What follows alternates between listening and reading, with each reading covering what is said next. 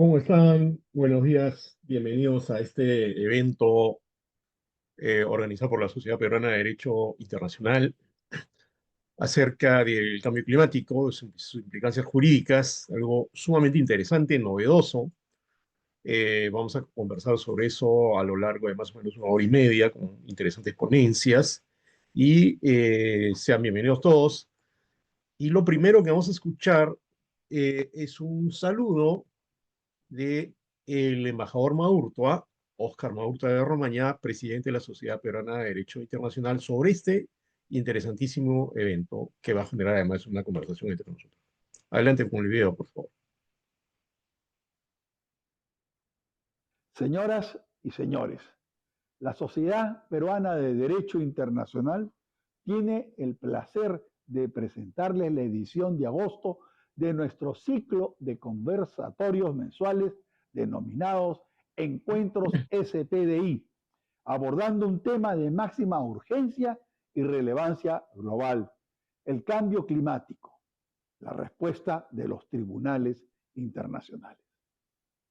Sin duda, el acelerado deterioro del clima y sus devastadoras consecuencias para el medio ambiente y los derechos humanos imponen la necesidad de reflexionar sobre la eficacia del sistema jurídico internacional para responder con rigor y equidad a esta crisis evidente y manifiesta. En este sentido, la reciente opinión consultiva de la Corte Internacional de Justicia, CIJ, emitida el 23 de julio último, marca un hito sin precedentes.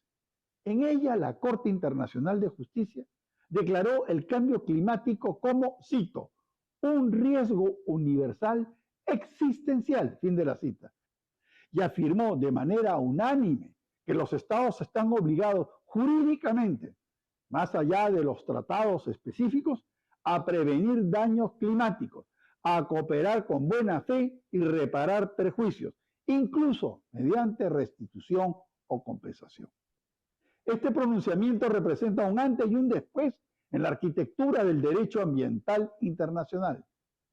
Confía en la ciencia como fundamento jurídico, reafirma la vigencia del Acuerdo de París y transforma compromisos voluntarios en deberes exigibles.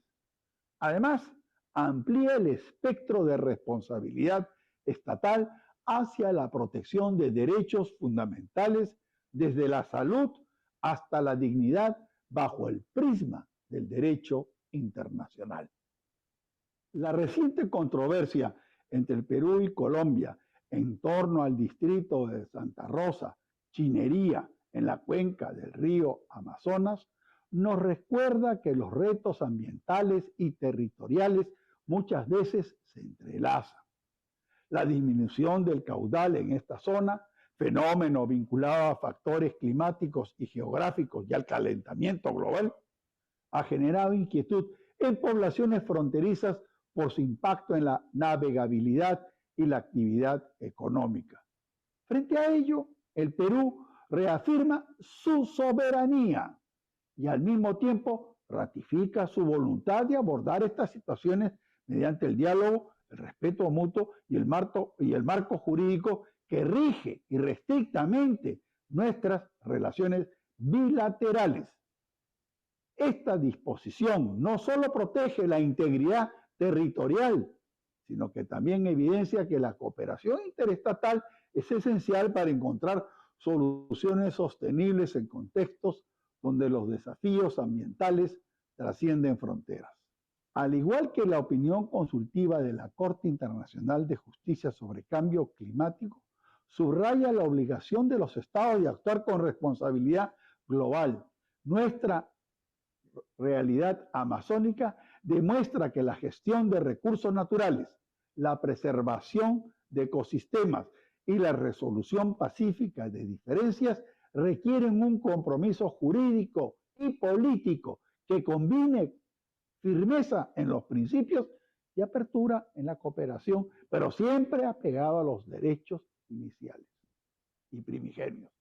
La Amazonía es un patrimonio común de valor y su preservación demanda que el derecho internacional sea una herramienta viva al servicio de la paz, el desarrollo y la sostenibilidad.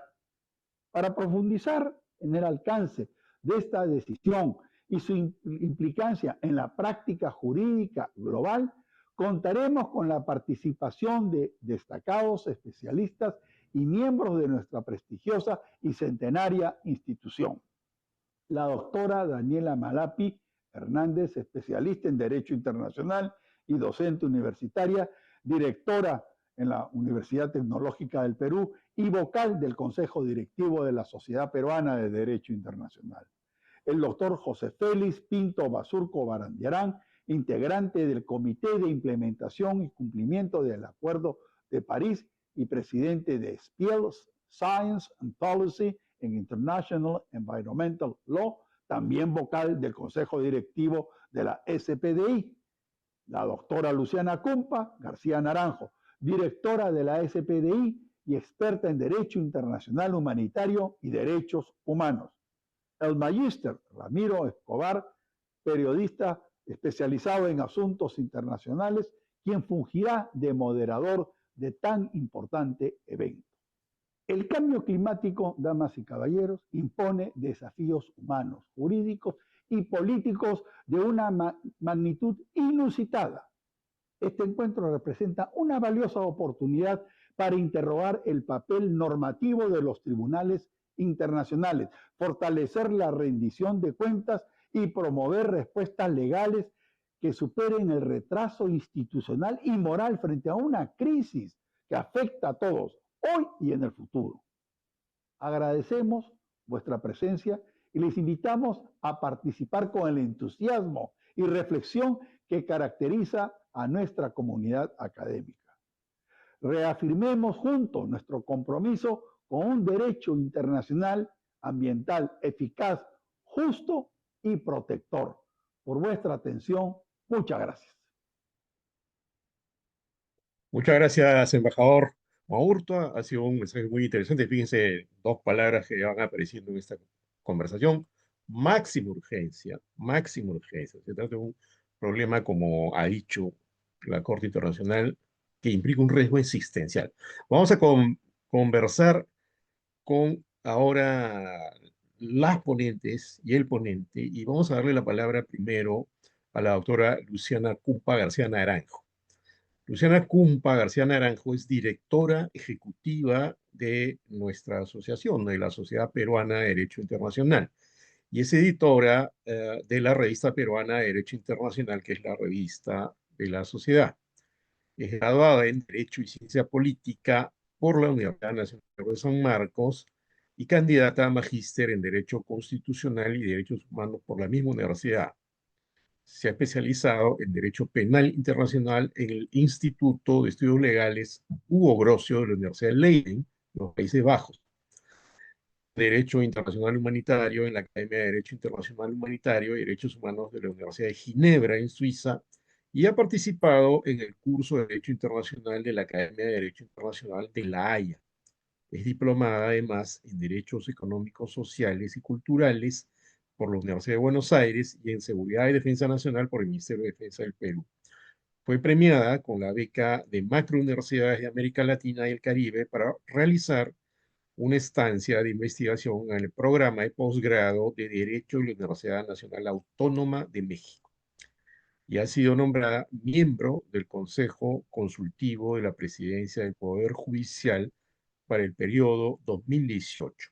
Se ha desempeñado finalmente como docente universitaria de cursos como Derecho Internacional Público, Tratados Internacionales, Derecho Comparado, Teoría de las Relaciones Internacionales e Historia de las Relaciones Internacionales del Perú. Vamos a proceder a darle la palabra. Antes, simplemente quería recordar, como me pidieron los organizadores, algunos apuntes básicos sobre el cambio climático. Supongo que la mayoría de quienes nos acompañan lo saben, ¿no? Pero básicamente es un fenómeno ocasionado por la excesiva presencia de gases de efecto invernadero en la atmósfera. La atmósfera del planeta Tierra tiene gases invernadero de manera natural, emitidos por los volcanes, por ejemplo, o por la respiración de los seres vivos. Sin embargo, la civilización industrial, ¿no? La revolución industrial más concretamente desde el siglo XVIII, especialmente en adelante, y con más énfasis en el siglo XX, ha hecho que esos gases de efecto invernadero aumenten, ¿no? De manera sostenida y dramática, como ha comentado el embajador Maurto. Esos gases de efecto invernadero son básicamente cinco. El más conocido es el dióxido de carbono, pero también el metano, el dióxido de carbono que está, por ejemplo, los vehículos, los aviones, el metano, que está, por ejemplo, en la respiración de algunos animales como las vacas, en las plantaciones de arroz, el óxido nitroso, que está en los fertilizantes, el clorofluorocarbono, que está en algunos sprays, el vapor de agua, cuando uno hierve un agua en una tetera, está produciendo un poquito de ese gas de efecto invernadero, pero por supuesto se produce más cuando hay un huracán. La acumulación de esos gases de efecto invernadero ha causado lo que se llama el calentamiento global, que es el calentamiento anormal de la Tierra, el efecto invernadero anormal. Hay un efecto invernadero normal causado por estos gases. Ese calentamiento global es el que causa los cambios climáticos a los cuales llamamos cambio climático.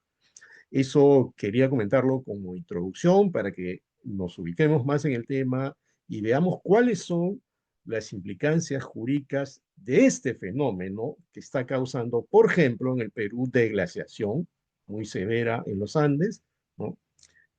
Cambios, como ha señalado el embajador, en el clima de la Amazonía. Parte del problema con Colombia tiene ese origen, y a nivel mundial una serie de eventos como excesivos huracanes, también derretimiento glaciar en otros lares, aumento del nivel del mar.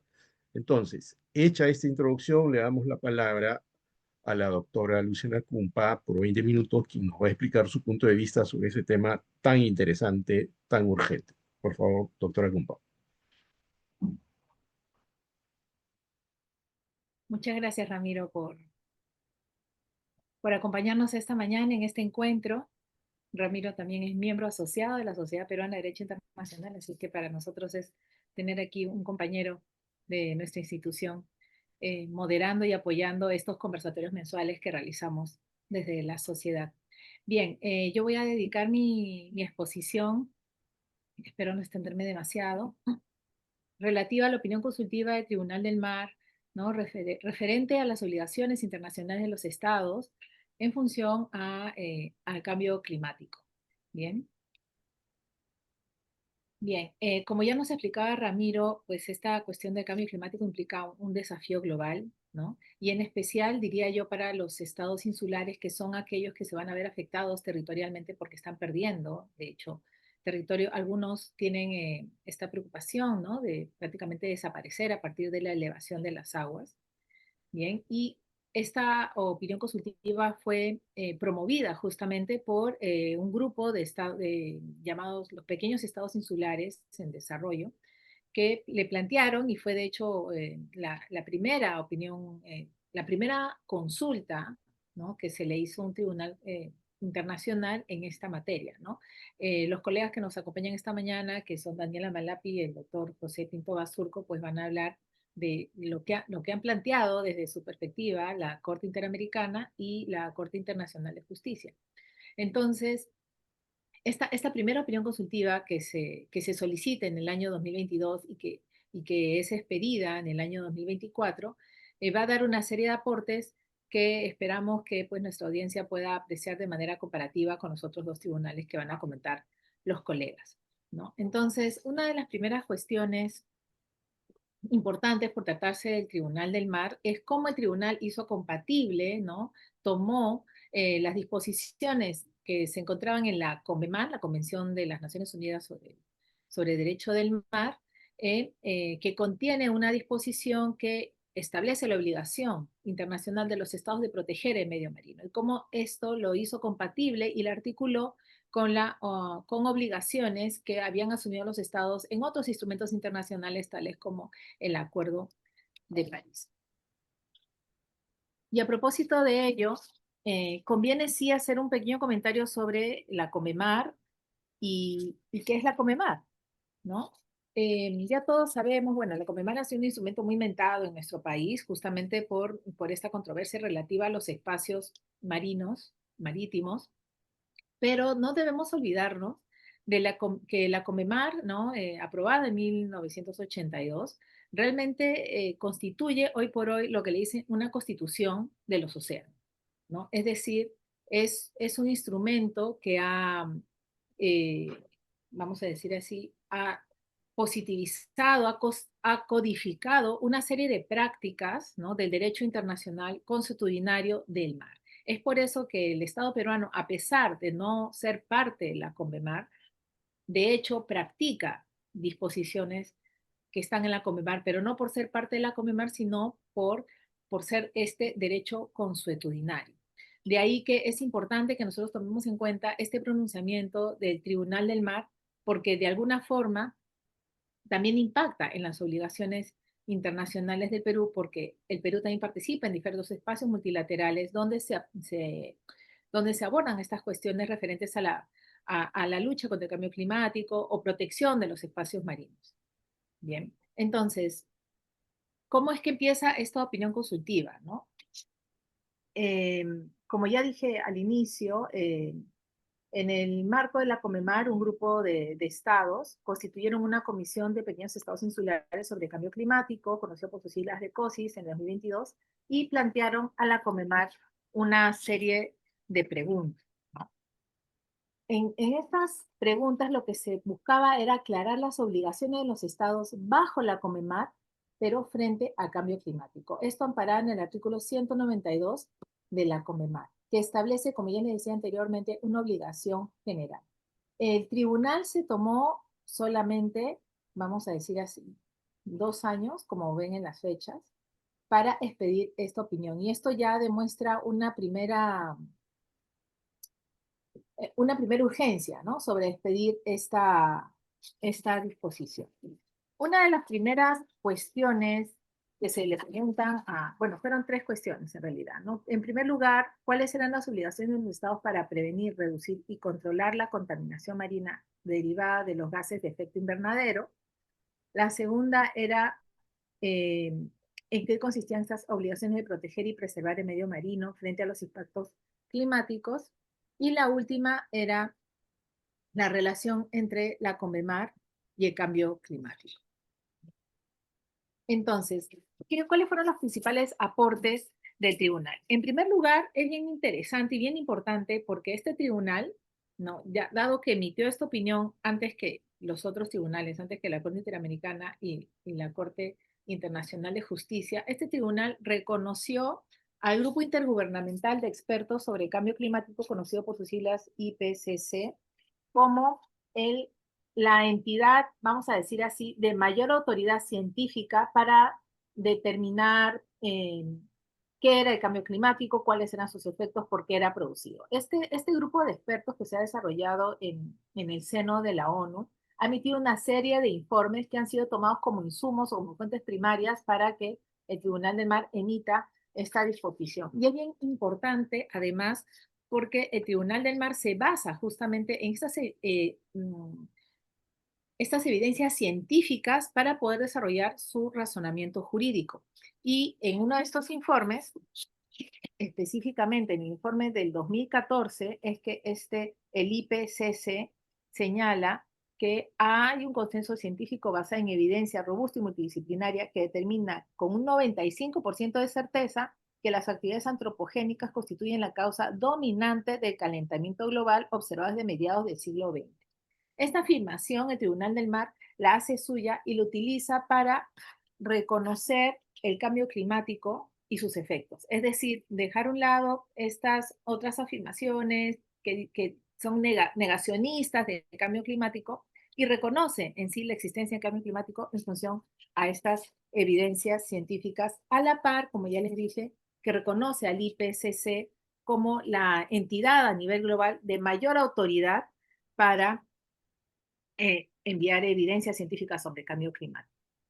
Bien, entonces, como ya les decía, este fue un primer hallazgo, ¿no?, del Tribunal del Mar. O sea, reconocer, primero, que existe cambio climático y segundo, un segundo hallazgo muy importante también es reconocer que las emisiones, los gases de efecto invernadero que están generando el cambio climático constituyen, a la luz de la CONVEMAR y del artículo 192 bueno, y otras disposiciones de este acuerdo constituyen contaminación marina.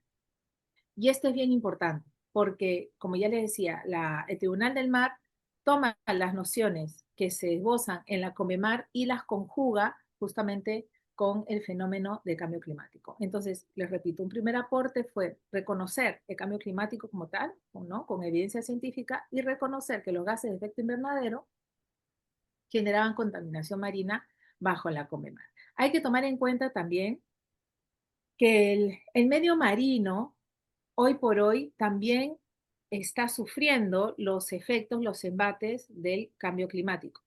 Es por eso que se le consideró también, las GEI se consideró contaminación marina. ¿Esto por qué? Porque el medio marino también está cambiando su temperatura y está recibiendo los embates del cambio climático. No solamente está aumentando el nivel de las aguas, también se está generando lo que le dicen acidificación de las aguas. ¿Bien? Y también justamente el medio marino sirve como una suerte de termostato global. Es decir, si sube la temperatura del medio marino, eso afecta, por ende, a nivel global. Bien, entonces, ¿qué otro hallazgo planteó el tribunal que luego que lo voy a mencionar aquí, luego voy a explicarlo un poquito a mayor detalle? Que existe en consecuencia un deber de los estados de actuar con la debida diligencia respecto a las actuaciones o a las actividades que desarrollen, ya sea de cualquier tipo, porque estas actividades no solamente van a impactar en la atmósfera o en los espacios, vamos a decir, de la Tierra, sino también en el mar. Y en consecuencia debe haber un refuerzo refuerzo y reconocimiento y reafirmación de principios que se reconocen en la CONVEMAR y también otros instrumentos internacionales como es el de la cooperación internacional, el principio de no dañar y la aplicación del principio precautorio. Entonces,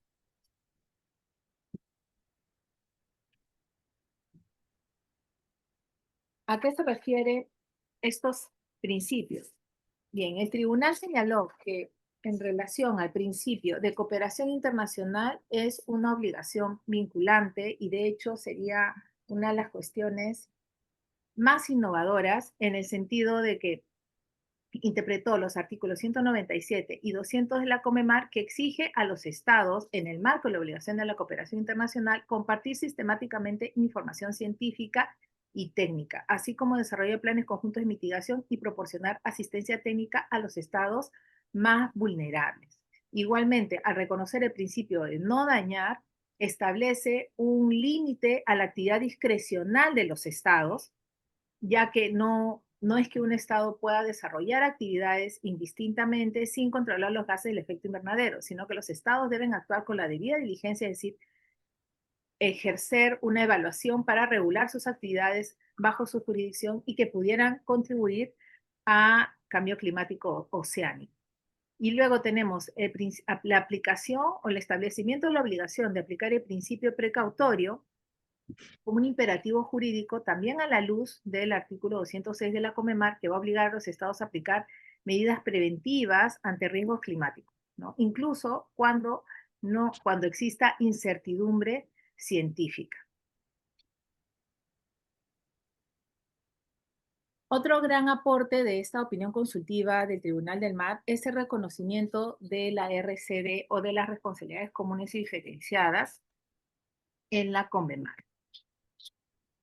Es decir, la Corte tomó también abordó un criterio científico para reconocer que efectivamente existen estados que contribuyen en mayor medida a los efectos del cambio climático y hay estados que contribuyen en menor medida y sin embargo son los más afectados. Como ya les decía, es principalmente el caso de los estados insulares que están viendo de hecho en peligro su propia existencia. Y finalmente, porque creo que ya me estoy extendiendo un poquito, el tribunal también reconoció o hizo un enlace entre la interpretación de la CONVEMAR y el Acuerdo de París. Es decir, reconoció que las obligaciones contenidas en la CONVEMAR pueden complementarse con las obligaciones establecidas en el Acuerdo de París. vía interpretación de la Convención de Viena sobre el derecho de los tratados. ¿Bien?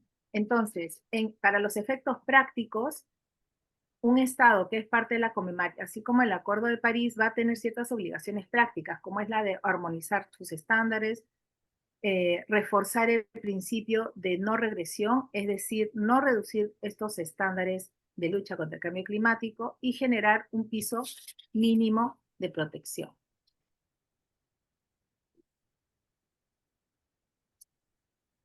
Ya casi para terminar, como ya les decía, la Corte reconoció, ¿no?, a los estados insulares como los que generan la menor emisión, pero tienen el mayor impacto y que por lo tanto existe una obligación de asistencia técnica y financiera preferente hacia estos estados. Y también reconoció que un estado puede existir incluso si su territorio desaparece. Que bueno, esto sí nos tomaría hablar un poquito más, pero ya no vamos a tener el tiempo, pero de todas maneras sí que vamos a compartir algunos de estos detalles más adelante. Y ya para cerrar, bueno, también hubieron críticas y también desafíos a esta opinión consultiva, ¿no? Hay quienes sostienen que hubo una suerte de interpretación extensiva de la COMEMAR que no respetó digamos, las modificaciones que debían darse a través de procedimientos formales como las enmiendas. Sin embargo, creemos que el tribunal, desde nuestra posición, que el tribunal lo que hace es actualizar y adaptar la CONVEMAR a los nuevos tiempos, ¿no? A embates que no se habían considerado en 1982 y que hoy por hoy hace flexible la CONVEMAR, ¿no? Igualmente, esta opinión consultiva y sus aportes tienen el mismo problema que tiene el derecho internacional en general, ¿no?, que carece de mecanismos coercitivos para exigir su cumplimiento. Sin embargo, sí genera una gran autoridad jurídica y orienta a los estados a modificar no solo sus obligaciones internacionales, sino sus políticas públicas internas referidas a la protección marina, ¿no? Y también existen retos referidos a cómo reparar los daños originados por el cambio climático y proteger a los refugiados climáticos. Bien, entonces, estas serían unas conclusiones reiterativas, ¿no? Marcó un primer hito en la justicia climática, ¿no? Los colegas de esta mañana van a desarrollar las otras opiniones consultivas que también están muy interesantes. Integra diferentes regímenes climáticos como la CONVEMAR, el Acuerdo de París, la Declaración de Río, refuerza los deberes estatales, protege a los estados y grupos humanos más vulnerables y de todas maneras es un buen antecedente que va a abrir camino para futuros litigios y reformas en la gobernanza climática global. Y eso era lo que tenía en resumen para compartir con ustedes porque es muy denso, pero muchísimas gracias por acompañarnos. Muchas gracias, Luciana, por tu exposición.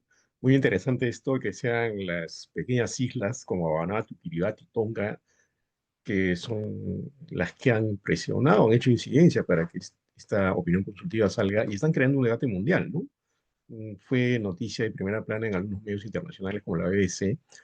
Lamentablemente en el Perú no tanto, ¿no? No pasó desapercibida la noticia, pero creo que es una noticia de suma importancia. Vamos a seguir con esa conversación. Eh, Ahora es el turno de la doctora Daniela Malapi Hernández, ¿no?, que también es miembro asociada de la Sociedad Peruana de Derecho Internacional y es además vocal del Consejo Directivo de nuestra organización. A la vez es directora de la Facultad de Derecho, Ciencia Política y Relaciones Internacionales de la Universidad Tecnológica del Perú, UTP, y profesora en la misma institución donde imparte las asignaturas de Derechos Humanos y Derecho Internacional Público.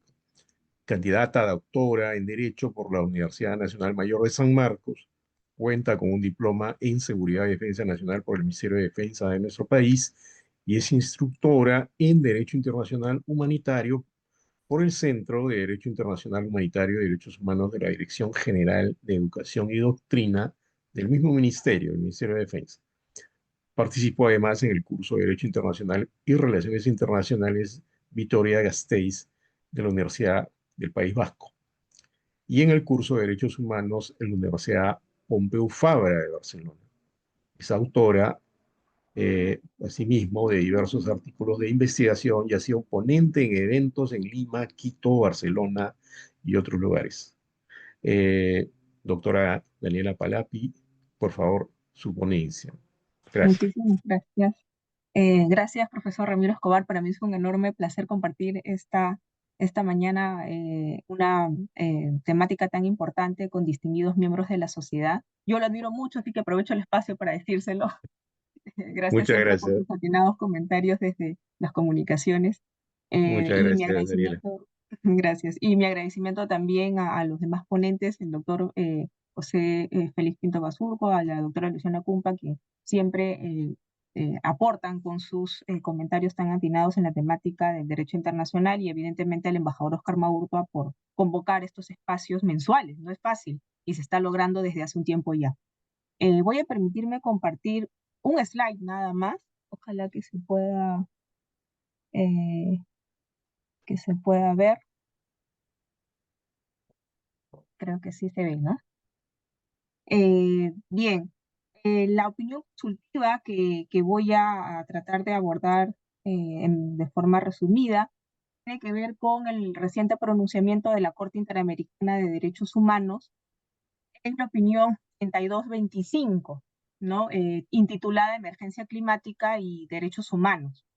Esta solicitud u opinión consultiva fue solicitada por Colombia y Chile de manera conjunta en enero del año 23, pero fue ya emitida en mayo de este año y notificada el 3 de julio, ¿no? de este año y ha calado en el interés de todos quienes vemos un poco la temática internacional, ambiental, derechos humanos, porque los aportes que da la Corte suman a una anterior opinión consultiva, la 23-17, sobre derechos humanos y medio ambiente. Opinión importante también porque la Corte establece en esta opinión que el medio ambiente es un derecho autónomo, ¿no? Y que protege eh, a bosques, ríos, mares como intereses jurídicos en sí mismos, ¿no? Y esto va a permitir, como más adelante lo vamos a ver, a un reconocimiento muy, muy importante, a mi juicio, el más importante de esta opinión consultiva, la 3225. Solamente para entrar en contexto, las opiniones consultivas, para que de repente quienes no tienen muy cercano cómo funciona el sistema interamericano, las opiniones consultivas son el resultado de una de las competencias de la Corte Interamericana como órgano jurisdiccional del sistema, ¿no? Sabemos que hay procesos que se ven desde el plano contencioso, ¿no?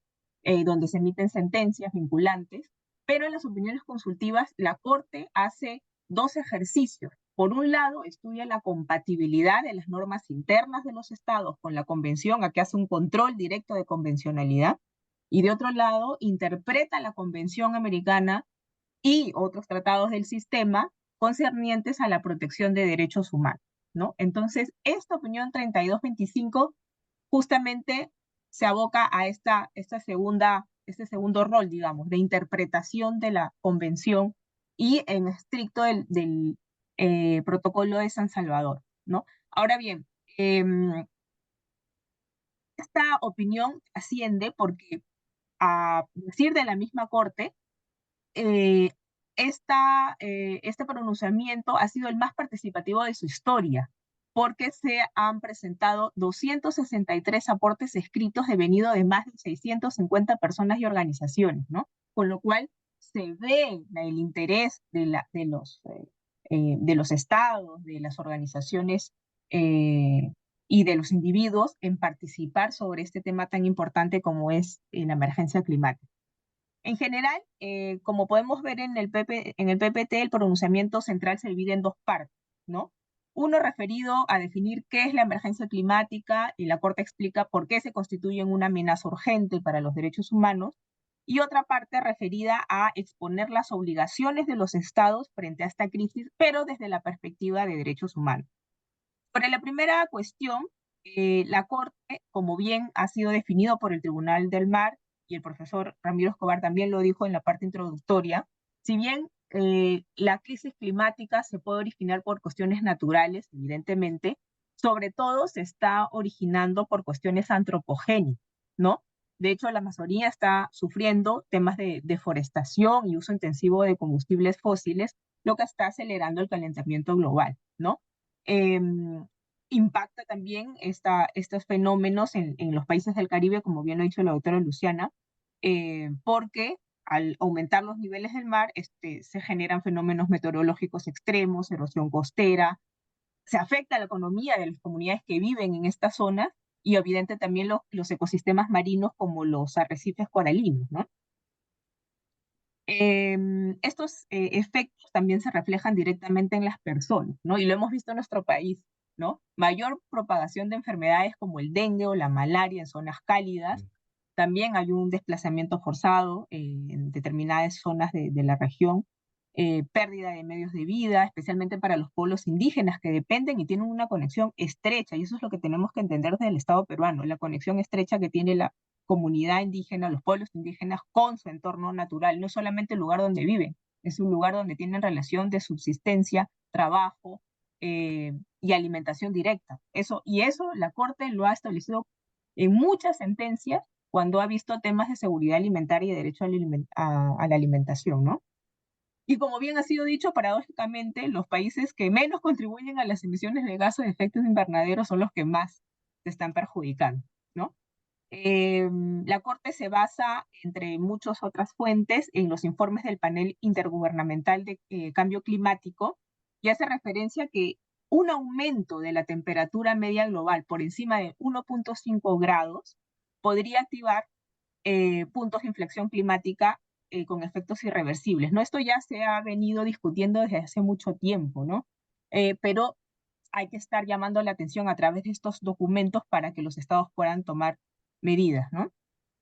En cuanto a este punto de explicación sobre los impactos de la emergencia climática, la Corte se detiene a puntualizar sobre algunos principios, ¿no? El principio pro natura, reconocido como un mandato de favorecer siempre la interpretación que más proteja a la naturaleza, el principio de equidad intergeneracional, porque en realidad las decisiones que se tomen ahora obviamente van a impactar en las generaciones presentes, pero también tienen que impactar en las generaciones futuras. El principio de responsabilidad es comunes pero diferenciadas, al que de hecho de referencia la doctora Kumpa también. Los estados comparten responsabilidades ante esta crisis, pero no pueden actuar de la misma manera porque digamos, sus responsabilidades también abarcan en proporción a sus capacidades, a su nivel de desarrollo y a la contribución histórica del problema, ¿no? Y finalmente, pues el principio de cooperación, ¿no? Que es un principio básico, ¿no? Para enfrentar el cambio climático no solamente se requiere de mejor legislación, sino también de inversión en ciencia y tecnología para poder hacer frente a soluciones concretas, ¿no? Y ya en la segunda parte, la Corte hace referencia a las preguntas que puntualmente presentaron los estados solicitantes. De hecho, estos estados, tanto Chile como Colombia, presentaron 6 cuestionamientos primigeniamente, pero la Corte los condensó en 3 cuestionamientos generales, ¿no? ¿Cuáles son y cuál es el alcance de las obligaciones de respeto, garantía y adopción de medidas necesarias para hacer frente a las afectaciones o amenazas generadas por la emergencia climática en 3 frentes: derechos sustantivos, derechos de procedimiento y afectación a grupos vulnerables, ¿no? En cuanto a los derechos sustantivos, la Corte hace referencia a que la obligación de respeto, antes de entrar a tallar a cada uno de estos derechos civiles, económicos, hace referencia a que la obligación de respeto resulta mandatoria para los estados. ¿Por qué? Porque aquí la Corte determina una obligación negativa, en una acción negativa, es decir, abstenerse de realizar acciones que agraven más la crisis climática y por tanto produzcan retrocesos o trunquen algunas medidas de protección de derechos. Así también, cuando hace referencia a la obligación de garantía, define que esta obligación rebasa, ¿no?, la esfera pública, porque también incluye la participación de terceros, sobre todo el sector privado, ¿no?, cuando acciones desde la empresa puedan vulnerar bienes jurídicos protegidos. Y con esto la Corte enfatiza también en el principio de precaución, ¿no? Estableciendo que la ausencia de certeza científica no puede ser utilizada como excusa para posponer la prevención del cambio climático. Y también cierra esta parte reconociendo un principio que la Corte, cuando uno estudia todas las sentencias de la Corte, las opiniones consultivas, es transversal, ¿no? El actuar con debida diligencia. De hecho, en la primera sentencia de la Corte Interamericana, en el caso Velázquez, la Corte ya puso ahí el primer pie, ¿no? Sobre la actuación de los estados respetando la debida diligencia, ¿no? Esto ya es un estándar. De hecho, en otras opiniones consultivas del Tribunal del Mar también se hace referencia a esta debida diligencia. Y claro, es un concepto variable porque depende de ciertas circunstancias como información científica, tecnológica existente en el Estado que corresponda, pero que llama la atención para que los Estados siempre la tengan en cuenta no solamente en su actuar concreto y ejecutivo, sino también en su actuar normativo. Sobre la obligación de adoptar medidas necesarias, también, bueno, es básicamente políticas públicas de mitigación, adaptación y protección progresiva de los derechos bajo los estándares de la ciencia, ¿no?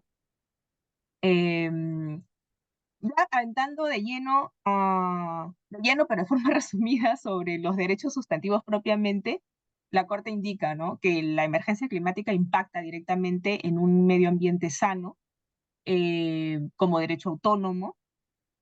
Por eso es importante las acciones de mitigación de emisiones de gases de efecto invernadero, que impacta también en el derecho a la vida, a la integridad personal y a la salud. Por eso es que se insta a los estados a asegurar un suministro adecuado de agua para un consumo sano. También acciones de saneamiento e irrigación de cultivos durante olas de calor, sobre todo, e identificar y actualizar periódicamente la información sobre los grupos poblacionales que pudieran verse afectados por estos fenómenos que pueden ser sequías, aumento de calor o inundaciones, ¿no? También hace referencia a, bueno, algunos alcances sobre derecho al trabajo, alimentación, que están íntimamente conectados, ¿no? En cuanto al impacto de este fenómeno. Sobre la segunda cuestión, la Corte refuerza su postura respecto de la obligación por parte de los estados de aplicar el ya mencionado estándar de debida diligencia, pero para cuestiones procedimentales, es decir, acceso a la información, participación bajo la tutela jurisdiccional del Estado, de ejercer un derecho de acción bajo el marco legal, y a partir de ello la Corte determina que es importante siempre garantizar el principio de no repetición, ¿no? El diseño y la implementación de sistemas de información con datos actualizados sobre la calidad del agua, del aire, junto con información sobre los riesgos para la salud derivados de la contaminación.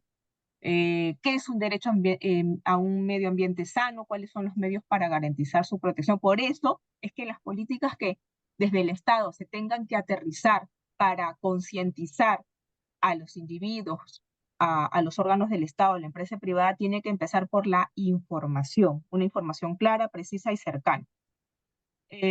Así también el derecho de participación pública y significativa, ¿no?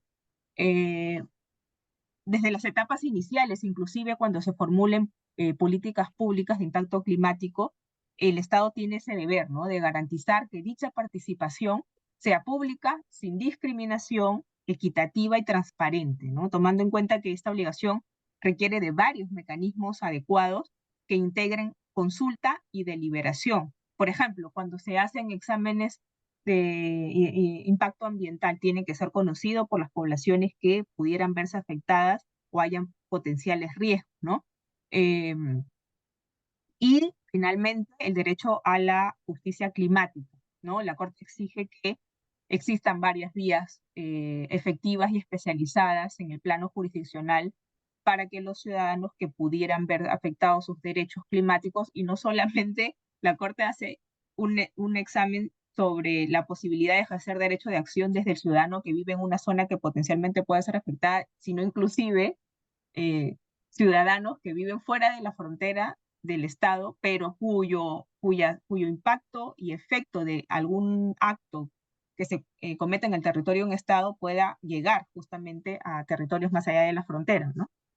Esta obligación implica que los estados deban asegurar esenciales aspectos, ¿no? Provisión de medios suficientes para la administración de justicia en ese contexto. No es fácil, pero es necesario solventar, invertir en órganos de justicia en las zonas donde normalmente estas afectaciones se ven más claramente.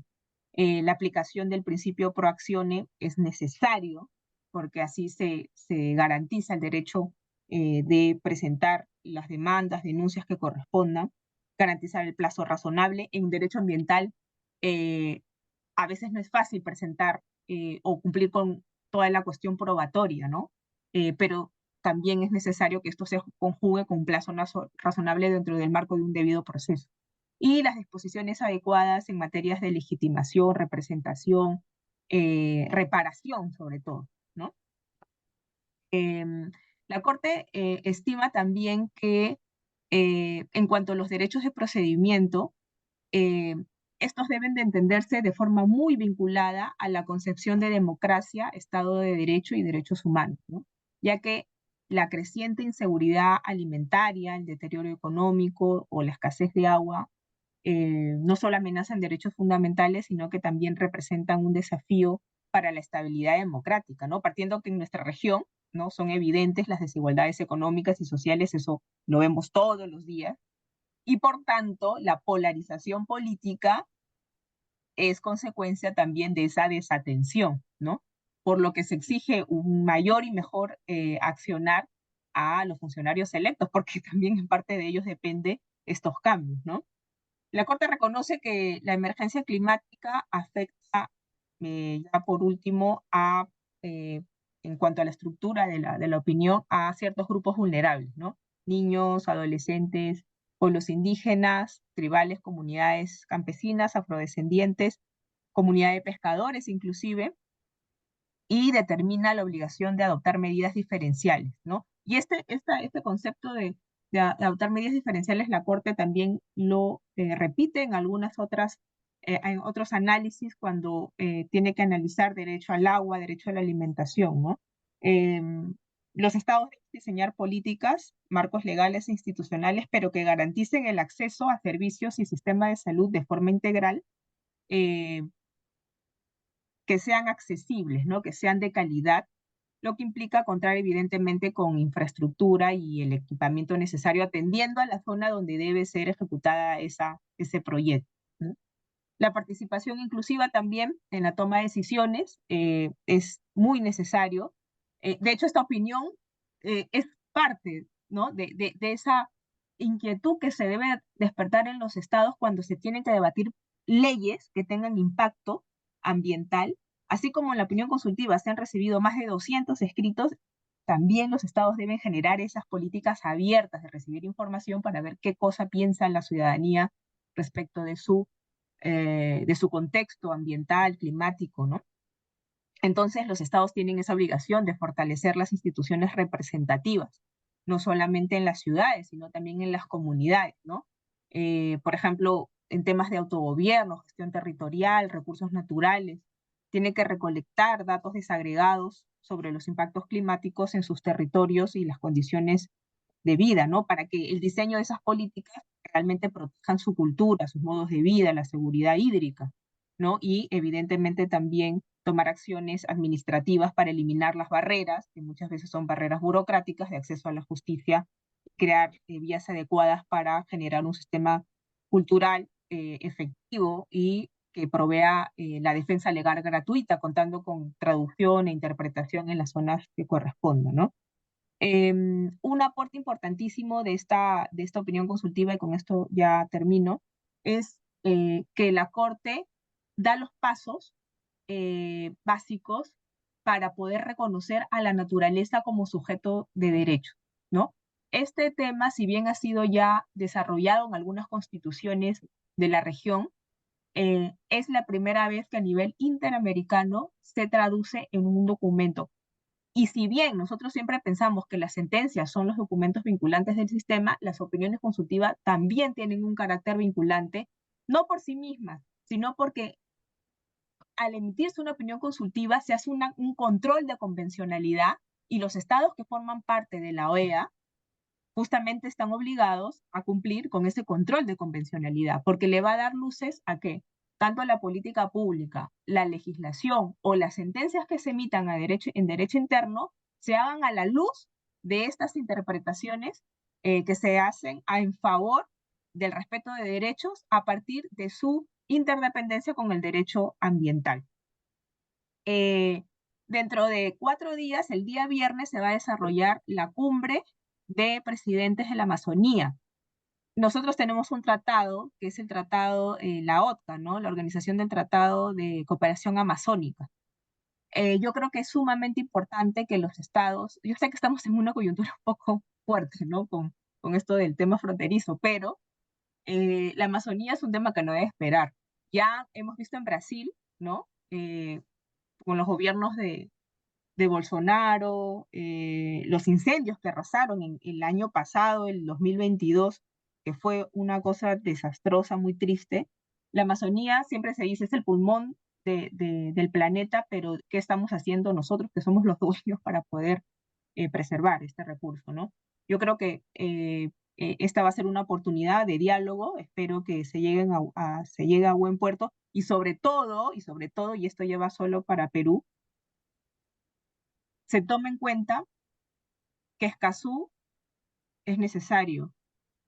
El tema de los defensores ambientales es algo que no debe ser postergado. 54 asesinatos desde el año 2012 reportados, porque valgan verdades, asesinatos no reportados, en fin, sobrepasan esa cifra lamentable. Por su atención, muchísimas gracias. Muchas gracias, Daniela. Ha sido muy interesante. Esto de cruzar el derecho al ambiente con el derecho a la salud me permite recordar algo que ocurrió en la pandemia, ¿no? En un momento crítico, la Organización Mundial de la Salud explicó y dijo que había un tándem entre salud ambiental, salud animal y salud humana. Y el derecho parece haber ido en consonancia con la evolución del pensamiento ambiental, si quiere. Y eso es lo interesante de esta conversación, o una de las cosas interesantes de esta conversación. Ahora es el turno de Félix Pinto Basurco Barandiarán.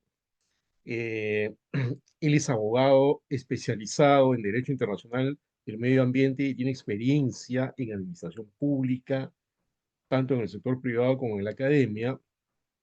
Tiene diversas publicaciones también relacionadas a la intersección entre los derechos humanos y el derecho ambiental, el litigio climático, la implementación de tratados y el derecho internacional.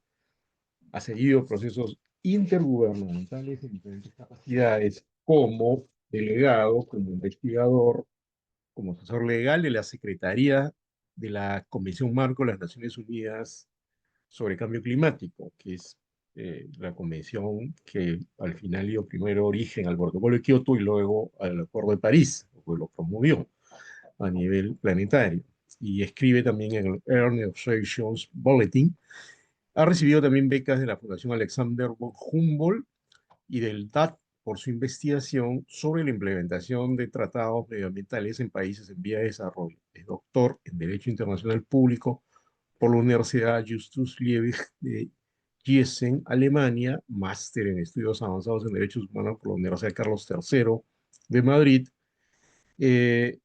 y actualmente es miembro del Comité de Implementación y Cumplimiento del Acuerdo de París y asociado al International Institute for Sustainable Development. Te doy la palabra, Félix, gracias por estar acá para que compartas su ponencia con nosotros. Muchas gracias. Es un gran placer estar nuevamente aquí en uno de los encuentros de la SPDI. He seguido con mucho interés las intervenciones previas y felicito a Luciana Cumpa y a Daniela Malapi por sus excelentes presentaciones. También quiero saludar a Ramiro Escobar, que es un conocedor de la temática ambiental, como lo está demostrando, y que la divulga con mucho acierto. Finalmente, también quiero felicitar al embajador Oscar Maultua y a Luciana Cumpa por su notable dedicación y esfuerzo en la organización de este evento. A mí me ha correspondido hablar sobre la más reciente de las opiniones consultivas tratadas en este conversatorio. Me resulta especialmente grato tanto por la cercanía que tengo con el proceso de elaboración de la opinión, como por la cercanía física, ya que en estos momentos me encuentro a una corta distancia del Palacio de la Paz, que es la sede de la Corte Internacional de Justicia. Voy a empezar con un poco de contexto. El 29 de marzo del 2023, la Asamblea General de las Naciones Unidas, atendiendo a la iniciativa de Vanuatu y con el respaldo de más de 130 estados, solicitó a la Corte Internacional de Justicia una opinión consultiva sobre las obligaciones jurídicas de los estados respecto al cambio climático, incluyendo la protección del sistema climático frente a emisiones antropogénicas de gases de efecto invernadero. La CIJ aceptó tramitar la solicitud. El procedimiento incluyó una fase escrita con 91 declaraciones, 62 comentarios presentados, lo que significó la participación más numerosa en la historia de la Corte. Fue seguida de audiencias públicas entre el 2 y el 13 de diciembre del año 2024, a las que asistieron 96 estados y 11 organizaciones internacionales. El Perú participó en la fase escrita en las audiencias mediante un proceso multisectorial que convocó a un grupo de trabajo de expertos en Derecho Internacional y en Derecho y Ciencia del Cambio Climático, en el que tuve el placer de participar. Finalmente, el 23 de julio del año 2025, la CIJ emitió su 29ª opinión consultiva, que fue adoptada por unanimidad por sus 15 miembros, lo cual fue solo la quinta vez en 80 años que esto ha ocurrido. La opinión consultiva responde a dos preguntas formuladas por la Asamblea General. La primera busca determinar las fuentes de las obligaciones de los estados respecto a la protección del sistema climático, y la segunda, precisar las consecuencias legales derivadas de tales obligaciones. Ambas preguntas están estrechamente relacionadas, ya que para establecer consecuencias jurídicas es necesario identificar previamente las fuentes normativas. En su desarrollo, la Corte analiza elementos fundamentales. Si bien no es vinculante para los estados, crea un precedente crucial para guiar la evolución del derecho internacional. En esta presentación me voy a concentrar en uno de esos elementos que considero particularmente interesante e importante, y lo cual, como acabamos de ver, gracias a las presentaciones de mis colegas, también es importante para el Tribunal Internacional del Derecho del Mar y la Corte Interamericana de Derechos Humanos. Es cómo interpreta la Corte la diferenciación de los estados en sus obligaciones, lo que implica no solo un aspecto contencioso vinculado a la justicia climática, sino que su interpretación puede resolver y guiar la implementación efectiva de las obligaciones frente a la protección del sistema climático y de la responsabilidad que se deriva de ellas. La diferenciación es un elemento central en el derecho internacional del medio ambiente. Prácticamente todos los procesos intergubernamentales sobre medio ambiente basan sus consensos, pero también sus desacuerdos en la diferenciación entre estados. El eje de esta distinción es la responsabilidad de aquellos que más han contribuido al deterioro ambiental, principalmente en favor de su desarrollo, frente a aquellos que han sufrido dicho deterioro o han contribuido poco a este deterioro con sus actividades de desarrollo. En otras palabras, en muchos tratados ambientales se distinguen las obligaciones de acuerdo con el nivel de desarrollo de sus estados parte, así como de su responsabilidad histórica en la generación de daños ambientales. La diferenciación se manifiesta en la práctica en el cumplimiento de las obligaciones contenidas en los tratados, incluyendo la de facilitar medios de implementación a los estados que lo requieren por sus condiciones de desarrollo. Este elemento está recogido en el principio de responsabilidades comunes pero diferenciadas de los estados, conocido como CBDR por sus siglas en inglés. Dicho principio, incluido en la Declaración de Ríos sobre Medio Ambiente y Desarrollo de 1992, también ha sido incorporado en la mayoría de los tratados ambientales posteriores. Es relevante porque reconoce que la protección del medio ambiente es una responsabilidad común de todos los estados, aunque no todos han contribuido de la misma manera a su de cambio que el CBD refleja eh,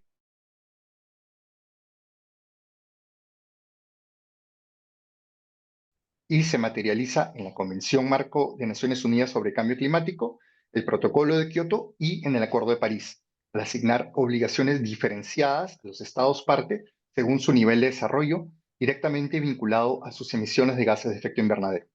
La Convención incluye un listado de países en anexos a los que se les atribuye mayor responsabilidad en el cumplimiento de sus obligaciones. Posteriormente, el Protocolo de Kioto basó sus obligaciones de reducción de emisiones en dichos anexos. El Acuerdo de París, si bien mantiene el reconocimiento del CBDR y la distinción entre países desarrollados y en vía de desarrollo, adopta una diferenciación más flexible y no se fundamenta en los anexos, lo que deja margen a la interpretación. Durante las intervenciones orales ante la Corte Internacional de Justicia, los estados mantuvieron posturas firmes sobre cuestiones claves vinculadas a la diferenciación. La opinión consultiva de la Corte recoge estas posiciones e incorpora el principio de CBDR en la elaboración de sus respuestas a las preguntas de la Asamblea General. Por ejemplo, en el párrafo 137, al referirse a la obligación de prevenir daños significativos al medio ambiente, que forma parte del derecho internacional consuetudinario, la Corte señala que, y voy a citar con traducción propia, que la mejor ciencia disponible confirma que las emisiones acumuladas de gases de efecto invernadero son la principal fuente de riesgos derivados del cambio climático. Todos los estados contribuyen a ese riesgo, aunque en grados significativamente diferentes, y todos los estados se ven afectados por los efectos acumulativos de las emisiones de gases de efecto invernadero, dependiendo de sus respectivas situaciones.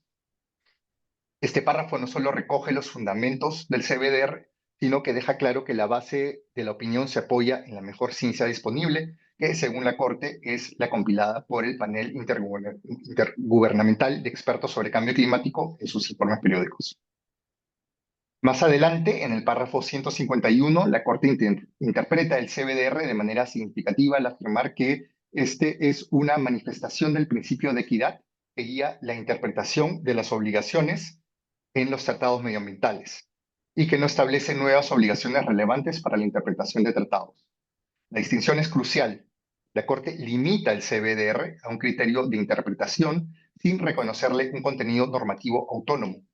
La jueza Xue, en opinión separada, sostuvo que la Corte debió considerarlo un principio general aplicable directamente como norma y dotarlo de contenido sustantivo propio. La Corte también analiza extensamente la diferenciación contenida en la Convención y en el Acuerdo de París. Destaca que aunque en la Convención la diferenciación es más marcada, esta continúa aplicándose en el Acuerdo de París. Sin embargo, respecto de la obligación central del Acuerdo de París, contenida en su artículo 4, que es la de preparar, comunicar y mantener contribuciones nacionalmente determinadas sucesivas, la Corte adopta una interpretación más neutral. Voy a citar nuevamente con traducción propia. Si bien el alcance y el contenido de las medidas incluidas en las NDC pueden variar según los medios disponibles y las capacidades de cada parte, las partes no tienen discrecionalidad limitada en la preparación de sus NDC. Cada parte tiene la obligación de diligencia debida de hacer todo lo posible para garantizar que las NDC representen su mayor ambición posible con el fin de alcanzar los objetivos del acuerdo.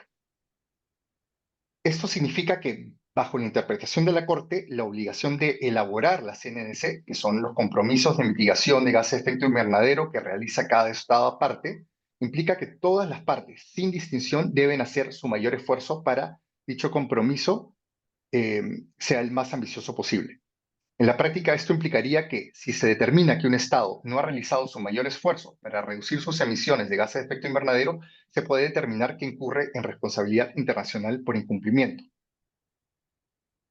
Uno de los aportes más relevantes de la Corte es su posición sobre la jerarquía normativa, pues interpreta que las obligaciones derivadas de tratados ambientales no prevalecen sobre las normas del derecho internacional consuetudinario. Esta interpretación es de gran relevancia para la diferenciación de los estados, ya que la mayoría de estados del sur global considera que las obligaciones de los tratados climáticos son demasiado leves para los estados del norte global. Por ejemplo, la Convención no contiene obligaciones concretas al ser un tratado marco. Por su parte, el Protocolo de Kioto, que sí contiene obligaciones concretas para el norte global, ya no cuenta con periodos de compromiso y ha sido reemplazado por el Acuerdo de París, que a su vez contiene la obligación para todos los estados parte de elaborar las NDC sin una diferenciación importante.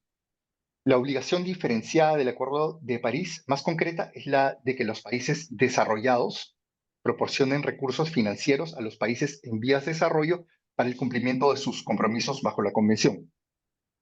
Así, la Corte se aparta de la postura de varios estados del norte global que defienden la aplicación del principio del lex specialis en favor de los tratados climáticos.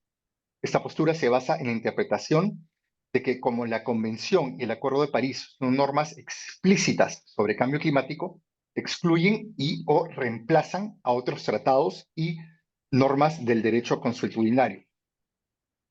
La interpretación de la Corte implica que al resolver disputas, un tribunal no estaría limitado a las disposiciones relativamente débiles de la Convención o del Acuerdo de París, sino que también podría basarse en normas consuetudinarias, como puede ser la obligación de prevenir daños significativos al medio ambiente. Además, permite considerar responsables a estados que no son parte de los tratados climáticos en virtud del derecho consuetudinario y de otros tratados. De este modo, la Corte Internacional de Justicia concluye que las obligaciones de los estados respecto a la protección del sistema climático no se limitan a los tratados climáticos, sino que también derivan de normas consuetudinarias, como el citado deber de prevención de daños significativos, como también puede ser el deber de cooperación. También no se limita, sino que también se puede derivar del derecho internacional de los derechos humanos, de otros instrumentos internacionales, como puede ser la Carta de la ONU, la CONVEMAR, la Convención sobre Diversidad Biológica, la Convención de Naciones Unidas sobre Desertificación, así como de principios del derecho internacional, tales como el de desarrollo sostenible, el mismo CBDR, el principio de equidad intergeneracional y el principio precautorio. Ese reconocimiento de vías adicionales para determinar las obligaciones de los países que más han contribuido al problema del cambio climático es de especial relevancia para aquellos que promueven el principio de justicia climática, particularmente en el sur global. Otro aspecto relacionado sobre el cual la Corte comparte su interpretación es el de la supuesta incompatibilidad entre los tres tratados climáticos, la Convención, el Protocolo de Kioto y el Acuerdo de París, que también es sostenida por los países del norte global. Estos alegan que el Acuerdo de París debe prevalecer sobre los otros instrumentos dentro del marco de tratados sobre cambio climático de las Naciones Unidas, en virtud del artículo 30 de la Convención de Viena sobre el derecho a los tratados, que trata la aplicación de tratados sucesivos concernientes a la misma materia.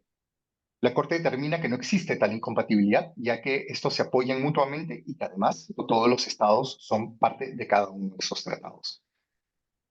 Con esta interpretación, la Corte mantiene vigente el valor de la Convención, que incluye en sus reglas la de la diferenciación basada en la justicia climática. Las interpretaciones sobre lex specialis y lex posterior de la Corte implican una apertura de caminos que muchos consideraban estaban cerrados y ceñidos solamente al contenido del Acuerdo de París, que respecto a la diferenciación es bastante opaco y, como dije, abierto a interpretaciones y debates que desaceleran, en muchos casos detienen el progreso de la implementación de medidas que son necesarias para la lucha contra el cambio climático. En resumen, respecto a la diferenciación de los estados, la Corte recoge el valor del principio de CBDR y lo define como una herramienta para la interpretación. Señala que todos los estados sin diferencia deben realizar su mayor esfuerzo para contribuir al Acuerdo de París, que recuerdo es limitar la temperatura promedio global de la atmósfera a 2 grados y si es posible, o mejor dicho, hacer esfuerzos para limitarla a 1.5 grados centígrados. También opina que los tratados sobre cambio climático no excluyen a otras fuentes del derecho internacional y que el Acuerdo de París no reemplaza a los otros dos tratados climáticos. La opinión consultiva de la CIJ marca un hito fundamental en el derecho internacional. Si bien, como se sabe, no es vinculante, seguramente orientará su desarrollo progresivo, influirá en los procesos intergubernamentales ambientales y climáticos y servirá como fundamento para tribunales nacionales e internacionales en casos vinculados a la protección del sistema climático. La opinión consultiva contiene muchas otras interpretaciones de gran interés, entre ellas las relativas al derecho del mar y a los pequeños estados insulares amenazados por el aumento del nivel del mar, incluyendo la posible pérdida de condición de estado, la articulación entre el derecho a un medio ambiente sano y el derecho internacional de los derechos humanos, la aplicación de la diligencia debida como estándar de conducta, la responsabilidad por daños transfronterizos y la atribución de responsabilidad y reparaciones por pérdidas y daños. Finalmente, la Corte reconoce su papel central, pero en última instancia limitado, pues según señala, las preguntas de la Asamblea General exceden un problema estrictamente jurídico. Se trata de un desafío existencial de proporciones planetarias que concierne a todas las formas de vida y a la salud misma del planeta. Muchas gracias. Muchas gracias, Félix. Muy interesante esto de las responsabilidades diferenciadas, como cuando se plantea esto ante la Corte, justamente los países más desarrollados argumentan eso, ¿no? Dicen, no, ya existe el Acuerdo de París. ¿Para qué nos plantean, nos llevan hasta acá, a esta instancia? Pero es claro que como el problema se está agravando, no hay tiempo que perder, ¿no? Entonces, eh, el derecho tiene que evolucionar en ese sentido. Y también muy interesante esto de eh, cómo es que los estados ahora podrían, eso lo podemos conversar ahora, incluso demandar otro estado en esa instancia, pero eso es algo que todavía está en el horizonte. Vamos a pasar precisamente a las preguntas para ver si es que eh, hay, generamos una conversación interesante sobre ese tema. Hay una pizarra virtual, les hemos avisado por el chat, pueden subir sus preguntas ahí. Hay una pregunta acá que la voy a leer eh, y eventualmente podemos dar la voz también con micrófono. Solamente les vamos a pedir que no se excedan en el tiempo, pero voy a leer primero la pregunta subida a la pizarra virtual que confirmo que no es inteligencia artificial, es real. La pregunta dice lo siguiente, ¿no? ¿Cómo afecta la OCDE y la opinión consultiva del Tribunal del Mar al Perú, considerando que el Perú no es parte de la CONVEMAR? Ese es, como ustedes deben saber, un debate que hace tiempo que está abierto. No somos parte de la CONVEMAR, ¿no? Eh, y la pregunta dice, ¿cómo afecta esta opinión consultiva del Tribunal del Mar al Perú, considerando que Perú no es parte de la CONVEMAR, pero este tratado es codificación de derecho consuetudinario? Esa es la primera pregunta. Ya han aparecido dos más. No sé cuál de los ponentes se anima a responder la primera pregunta sobre la CONVEMAR. Doy la palabra a cualquiera de los tres. Y Ramiro, me permito Ok. responder esa pregunta.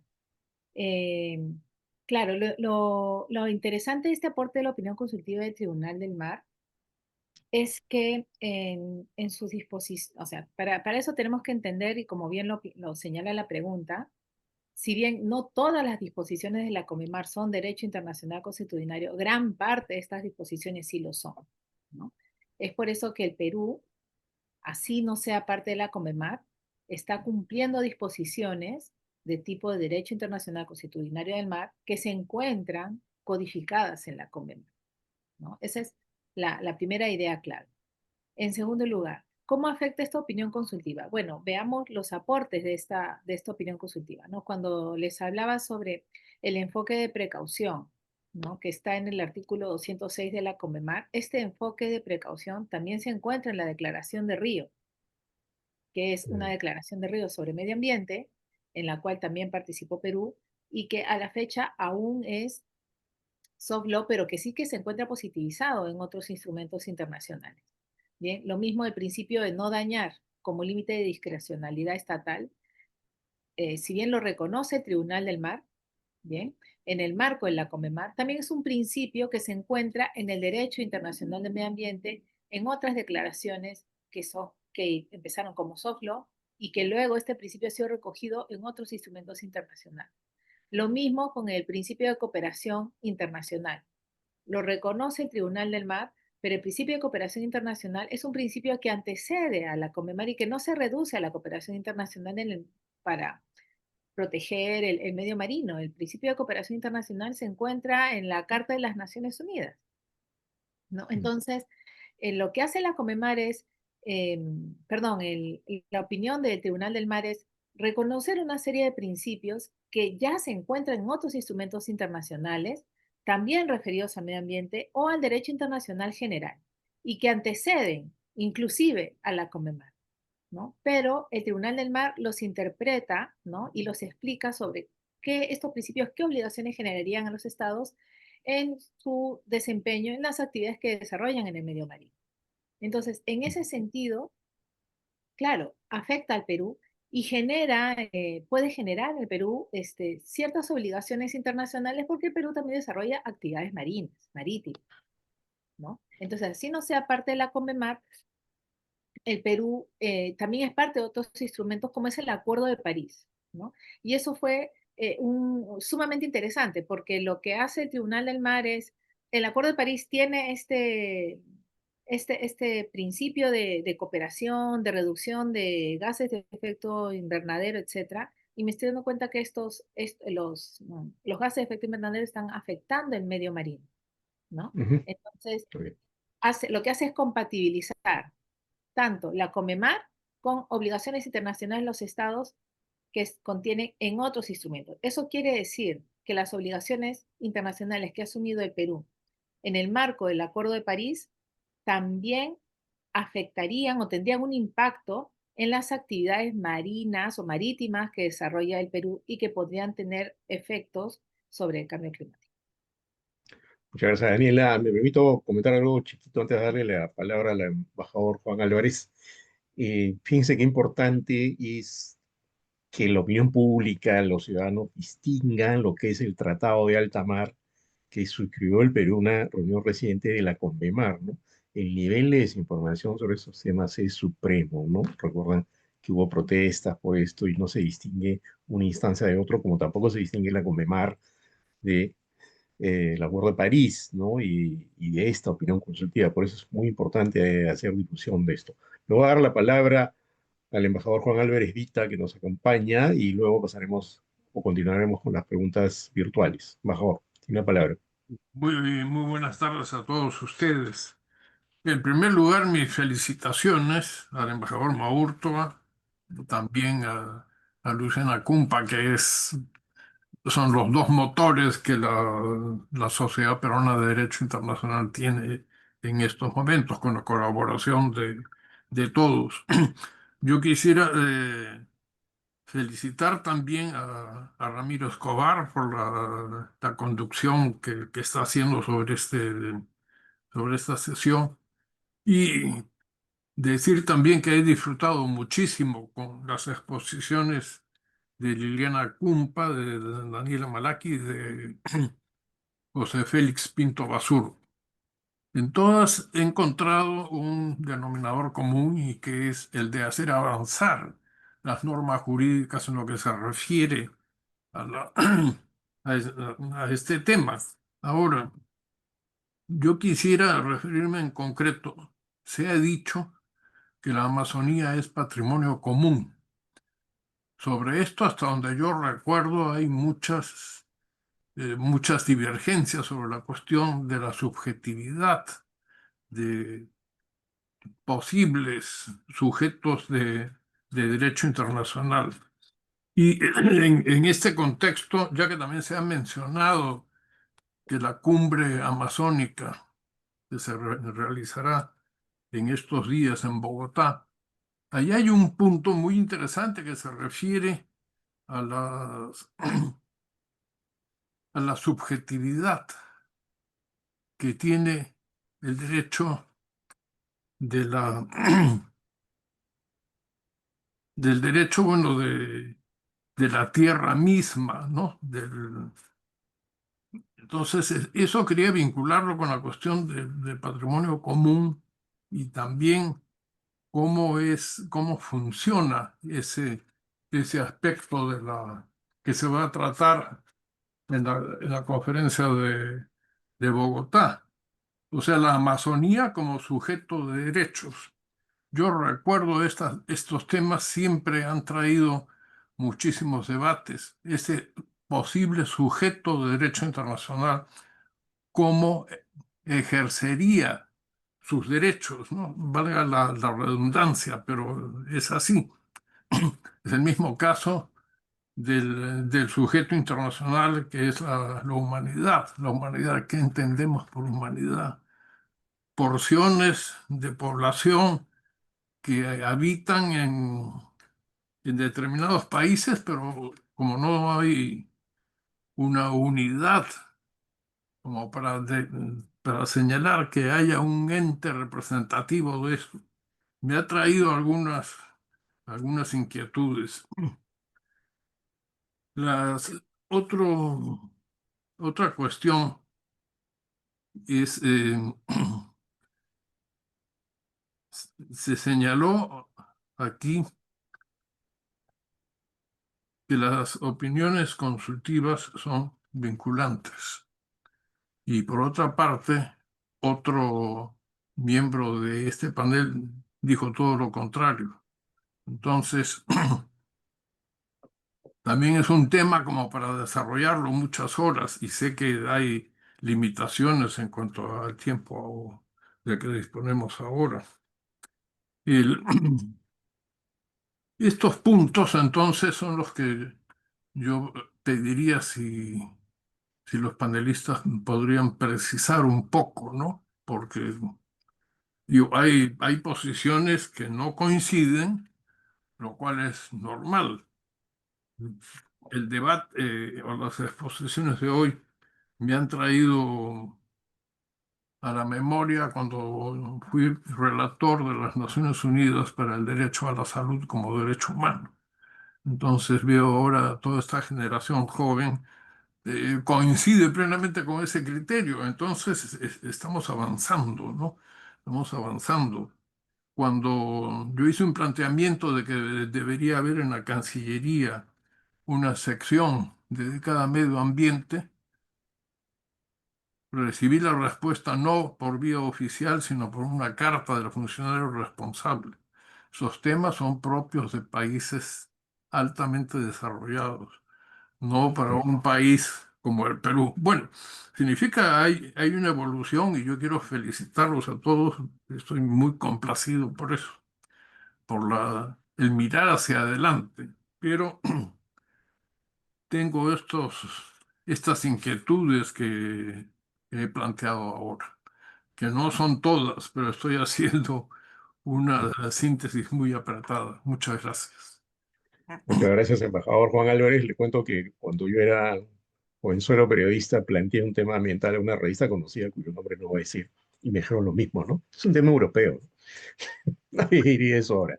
Voy a darle la palabra a cualquiera de los panelistas para que comente lo que ha comentado el embajador Juan Álvarez Vita. Por favor. No sé si Luciana, Si me Félix. permite, Sí, sí, agradezco mucho los comentarios siempre asertivos y atinados del embajador Juan Álvarez Vita. Cada vez que nos reunimos es un aprendizaje permanente para todos los que compartimos algún espacio con el embajador. Muchas gracias.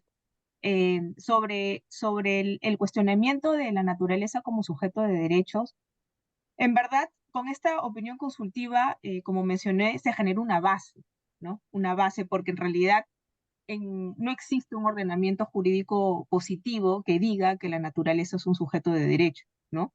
Sin embargo, al tratarse de una interpretación de la convención a partir de las cuestiones fácticas que rodean al sistema, la Corte hace un alcance para empezar justamente eh, a cuestionar, ¿no? Esta posibilidad de tomar a la naturaleza como sujetos de derechos. Ahora, particularmente también considero que es una estrategia, ¿no? Una estrategia de contenido jurídico para promover en un mejor ámbito la protección de la Amazonía. Claro, cuando hacemos una mirada también desde el derecho interno y analizamos cuál es la característica principal de un sujeto de derecho, es justamente que tenga derecho de acción, que pueda eh, ser pasible de protección, pero a la vez reclamar alguna vulneración, y eso lo tienen las personas. Pero si hacemos una símil, y con esto no quiero decir que es exactamente lo mismo porque no lo es, pero cuando analizamos en derecho interno, por ejemplo, la figura básica del concebido. Nosotros vemos que constitucionalmente se protege una entidad que por sí misma no puede reclamar un derecho, sino para toda afectación que pueda impactar en su existencia y sea derecho reconocible para todo cuanto le favorezca a través de terceros, ¿no?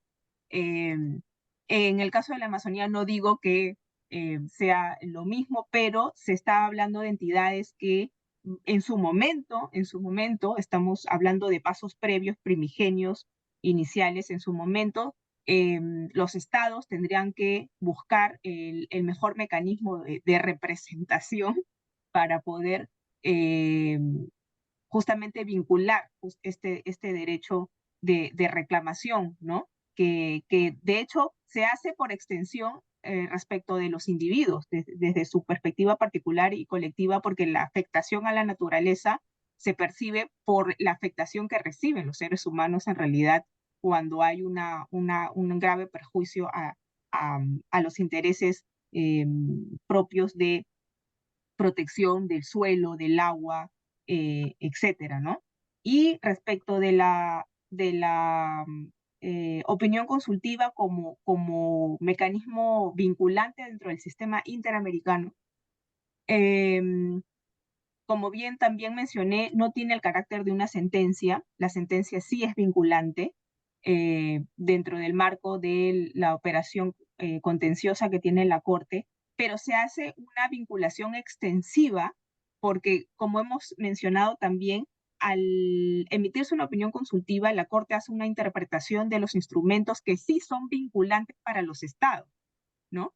Entonces, si los estados americanos forman parte de un sistema que es OEA y algunos, la mayoría, forma parte del sistema de protección de derechos humanos bajo la Corte Interamericana, bajo todo un marco legal que existe dentro de este sistema, la interpretación que haga la Corte Interamericana de estos instrumentos genera, a través del control de convencionalidad, un carácter vinculante cuando se tenga que emitir una ley, razonar una sentencia o hacer un acto administrativo. Entonces, por extensión, esta vinculatoriedad a través del control de convencionalidad es que podríamos hablar o podemos hablar de un carácter vinculante de estas opiniones. Repito, no por el documento per se, sino por la extensión de la interpretación de instrumentos que sí son vinculantes, y en este caso de la opinión 3225 de la Convención Americana y del Protocolo de San Salvador. Ok, Anila, muchas gracias. Vamos con la siguiente pregunta de la pizarra virtual. Dice así: si se ha reconocido la responsabilidad de los estados respecto a sus obligaciones climáticas, ¿ello significa que podría haber un aumento de los casos contra los estados? ¿Qué tipo de sanciones habría y cuál sería la instancia? Me gustaría plantearle esta pregunta a Félix, porque me parece que tu exposición ha ido por ahí, ¿no? Sí, claro, con mucho gusto.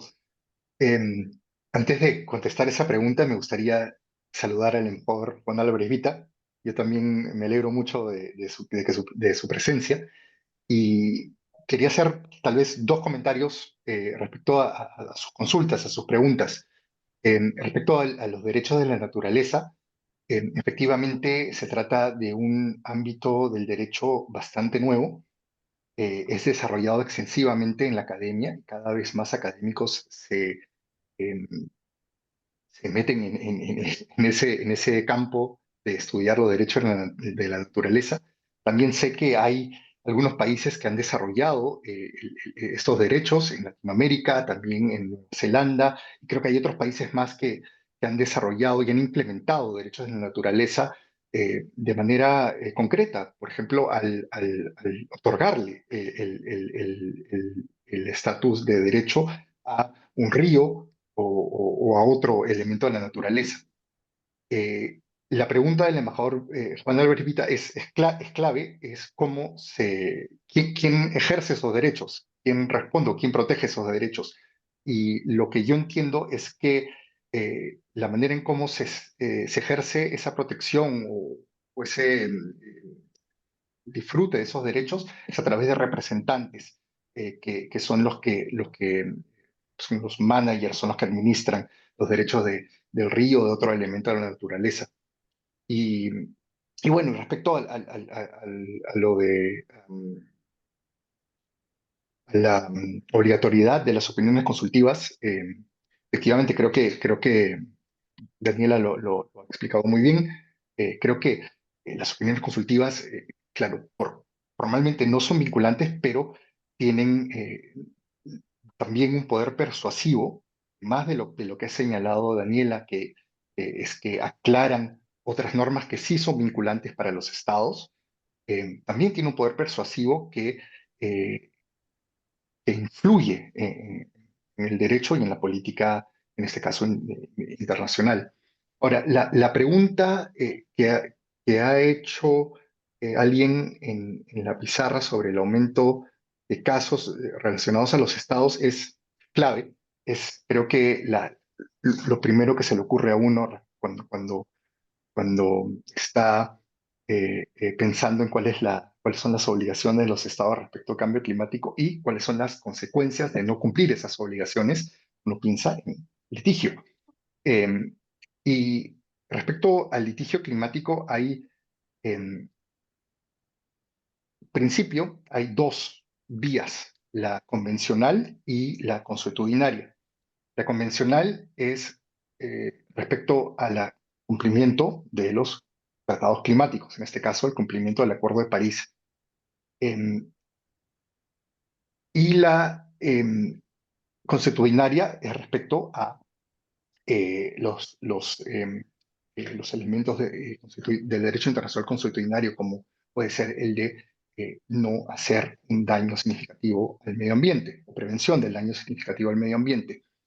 La Corte ha desarrollado extensivamente eh, estos dos, eh, eh, digamos, estas dos vías, la convencional y la consuetudinaria. Para la convencional, como ya expresé en mi presentación, ha señalado que efectivamente el cumplimiento de elaborar, comunicar eh, las NDCs de manera progresiva es obligatorio para los estados. Ahora, la complicación acá para que se demande a un estado, y particularmente creo que esto se da más para una demanda dentro de un estado, es decir, utilizando tribunales nacionales, que una persona demande a su propio estado porque ha incumplido el NDC, creo que eso podría darse más. Em, la problemática está en cómo comprobar que el Estado no ha hecho su mayor esfuerzo para elaborar sus metas de mitigación de gases de efecto invernadero, que son los que están contenidos en la NDC. Y respecto al derecho consuetudinario, las demandas por derecho consuetudinario, es decir, por la prevención de daños significativos al medio ambiente, como dije, la Corte lo ha desarrollado extensamente, pero no ha señalado en qué casos se puede realizar una demanda contra otro Estado cuando esto ocurre. Lo que ha hecho es sentar las bases para poder empezar a trabajar en la determinación, por ejemplo, de la atribución y la causalidad, que son claves en, em, la determinación de responsabilidad em, por daños al sistema climático. Eh, la, la, mm, la atribución es lo que se refiere a que el daño, es decir, en este caso, el gas de efecto invernadero puede ser atribuido a una fuente específica, que puede ser, por ejemplo, una empresa privada que opera dentro de un Estado, y esto se podría resolver a través de cómo el Estado ha tenido la relación con esa empresa, a través de otorgamiento de licencias, pero también a través de fiscalización, de normas ambientales que han elaborado para restringir las emisiones de esta empresa. Y la causalidad se refiere a determinar si efectivamente las los gases de efecto invernadero, siguiendo el ejemplo que he usado, de esta empresa, son las que han generado el daño al medio ambiente. Entonces, eh, hay, hay mucha complejidad en esto, en las demandas climáticas para determinar la responsabilidad, pero lo que ha hecho la Corte es sentar las bases, como dije, y guiar el desarrollo del derecho para poder ser utilizado en eventuales demandas climáticas, tanto nacionales, es decir, en tribunales nacionales, como en tribunales internacionales. Muchas gracias, Félix. Hay una pregunta acá dirigida a Luciana, que dice lo siguiente, ¿no? ¿Cómo influye la opinión consultiva de la Corte Internacional de Justicia en la relación entre inversores extranjeros y los estados? Se podría decir que se ha creado un nuevo paradigma del deber de los estados de proteger el medio ambiente, lo cual en algunos casos podría entrar en conflicto con los derechos de inversores extranjeros. Luciana, por favor. Ujú. Gracias. Más que un nuevo paradigma, yo creo que reafirmaría lo que acaba de decir eh, José Félix, ¿no? Estas opiniones consultivas lo que ayudan es a llenar vacíos de entendimiento, de interpretación, son una suerte de guía y ayudan a la predictibilidad también del derecho, ¿no? Si la Corte Internacional de Justicia o el Tribunal del Mar o la Corte Interamericana, porque es una opinión consultiva, o sea, le están consultando sin necesidad que haya una situación de contienda, ¿no? Le están preguntando qué sucedería en estos casos, ¿no? ¿Cuáles son estos vacíos legales? ¿Qué significa tal artículo, tal término? ¿Cómo se interpreta este tratado? Creo que hay que verlo así, ¿no? Repito, yo no lo vería realmente como un nuevo paradigma, yo lo vería como una contribución a este régimen de responsabilidad internacional en materia ambiental, eh, repito, nosotros no hablábamos de cambio climático hace unos 30 años, ¿no? Era algo que no estaba difundido, nadie sabía qué cosa era ni qué se estaba generando, ¿no? Entonces yo diría que más bien es una contribución para llenar esos vacíos y es una guía.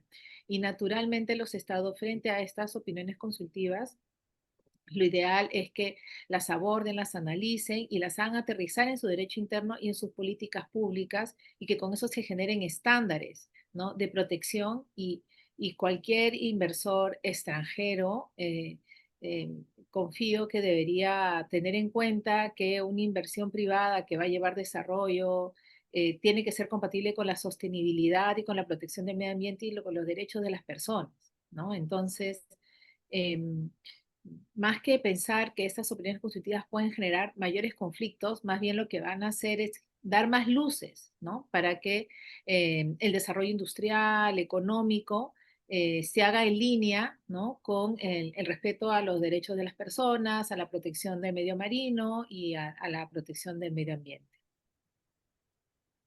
Gracias, Luciana. Estamos ya en el tiempo, pero quería hacer una última pregunta, si me lo permite los panelistas. Me estaba preguntando si es que a la luz tenebrosa, yo diría, de lo que está ocurriendo en el planeta en este momento en materia bélica, sabemos que hay una acusación de genocidio justamente en la Corte Internacional de Justicia contra Israel por lo de Gaza. Me estaba preguntando si en algún momento en esta evolución se podrá plantear una acusación por ecocidio contra algún Estado en esta instancia. Dicho sea de paso, las guerras también producen ecocidios, ¿no? Y eso es algo que a veces se pierde de vista. No sé si algunos panelistas quieren dar una respuesta. Solamente pediría que sea breve porque estamos ya en el tiempo y ya no veo que haya más preguntas en la pizarra virtual, ¿no? Félix, Luciana, Daniela, ¿alguno de ustedes? ¿Sí? Eh, mm, honestamente no me atrevería a hablar de cocina, no es un tema que yo domine, pero sí quiero señalar que en el marco del séptimo, y voy a aprovechar para hacer la publicidad, pero es que en realidad en el marco del séptimo curso de Derecho Internacional y Relaciones Internacionales que acabamos de empezar este sábado, ¿no? Y todavía están abiertas las inscripciones hasta este viernes, hay una charla dedicada a el ecocidio como crimen internacional, ¿no? Y Mm, es una charla a cargo interesante. de la profesora Gabriela Guanta, especialista en estos temas. Y bueno, las personas que estén interesadas aún se pueden unir al curso Y bueno, no sé tengo una idea sobre el tema del ecocidio, pero prefiero cederle la palabra a mis colegas que son sumamente versados sobre la materia. Entonces, Luciano, Félix, ¿tienen Bueno, algún yo tengo comentario una sobre el idea tema? muy pequeñita porque en verdad el versado aquí es José Félix, pero el Estatuto de Roma de la Corte Penal Internacional, que ha Sí. tratado de jugar un rol de este tema a mi juicio, genocidio que está sucediendo en Palestina, determina en el artículo 8 un crimen, ¿no? Que es el crimen de guerra. Y si Ujú. bien el ecocidio no está taxativamente puesto en un ordenamiento jurídico internacional ni tampoco en el estatuto, el crimen de guerra sí está relacionado a las afectaciones al medio ambiente que se pudieran dar en el contexto de un conflicto armado internacional. Entonces, hay sí un espacio regulado a través de la Corte Penal Internacional y su estatuto que dan luces normativas a través de ciertos elementos del tipo penal, eh, pero que no ha tenido un desarrollo todavía jurisprudencial, ¿no? Pero el contexto, digamos, está, ¿no? Si en algún momento estos estados que se están uniendo a esta demanda presentada contra Israel presentaran alguna idea también al respecto, dentro del marco de la Corte Penal Internacional habría un espacio, sí, de debate al respecto, ¿no? Sí, incluso en los convenios de Ginebra ya se hace alguna alusión al medio ambiente, ¿no? Correcto, Sí. correcto, así es. Bueno, ahora sí creo que hemos llegado al final y ha sido una conversación interesante. Las conversaciones interesantes se prolongan, pues, ¿no? No calzan exactamente dentro de la hora o de la hora prevista. Yo quiero agradecerle en primer lugar a la Sociedad Peruana de Derecho Internacional por ese enriquecedor encuentro, también al embajador Roma Hurtua, a los panelistas, Félix, Daniela, Luciana, al embajador Juan Álvarez Dita y a todos los que se han dado el tiempo para venir acá a conversar de este tema que seguramente va a ir evolucionando y va a dar mucho más que hablar en el futuro, ¿no? Me parece que estamos en el umbral de un momento, de un cambio, ¿no? De la visión del derecho respecto de la justicia climática y eso es sumamente relevante. Gracias, entonces. Le voy a dar la palabra a Luciana, que va a cerrar el evento oficialmente. Luciana, por favor. Muchas gracias, Ramiro, y gracias a ti por habernos acompañado esta mañana, por colaborar con las actividades de la Sociedad Peruana de Derecho Internacional. Y muchas gracias a todos los que nos han acompañado también esta mañana. El tema da para mucho más que hablar y esperamos que nos sigan acompañando en otras actividades que tenemos. Ya saben, el curso de Derecho Internacional, Relaciones Internacionales, el próximo Congreso Peruano de Derecho Internacional que se va a desarrollar en el mes de septiembre y por supuesto los encuentros que realizamos cada mes tratando de abordar temas de interés actuales relativo a la política internacional y al Derecho Internacional y por supuesto la revista peruana de Derecho Internacional que ahora a finales de agosto también va a ver la luz. Los invitamos a todos a seguir conectándose y a enviar sus trabajos y reflexiones a la revista de la Sociedad Peruana de Derecho Internacional. Muchas gracias y que todos tengan muy buenas tardes. Gracias a todos, Luciana. Un saludo para todos y hasta una próxima oportunidad. Adiós. Gracias, un fuerte Muchas abrazo. gracias a todos y todas. Hasta luego. Chao, chao. Gracias.